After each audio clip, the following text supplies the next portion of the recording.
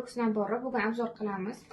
Seox nabor ko'rinishlari juda ham chiroyli. Bu nabor ichida o'zini umvalkasi bor, yuz yuvadigan, ertalab kechqurun yuviladi. Yuzdagi poralarni kichraytirib, yuzni oppoq qilib beradi. Juda ham yaxshi, sifati ham. Bu esa toner, yuzni namlantirib beradi. Har doim umvalkadan keyin обязательно toner ishlatish kerak. Undan tashqari bu namlantiruvchi krem. Buni faqat kechqurun ishlatamiz qizlarjonlar. Namlantiruvchi kremlarning hammasi kechqurun ishlatiladi. Eslatib o'taman, ertalab umuman mumkin emas.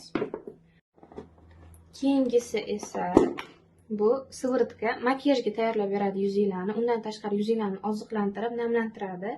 Kerakli vitaminlarni yuzinglarga beradi. Va eng asosiysi qizlarjonlar, inson qaraganda birinchi o'rinda ko'zini ostidagi ajilla hisoblanadi.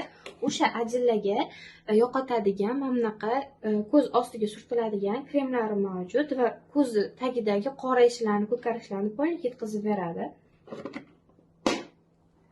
Bunisi esa bo'yin uchun surtiladigan krem. Odamni yoshini yuzidan tashqari bo'yni ham ko'rsatib beradi. O'sha uchun bo'yinga ham uxot kerak qizlarjonlar. Mana bunaqa bo'ladi bo'yin uchun. Ko'rib turganingizda mana shuna bor.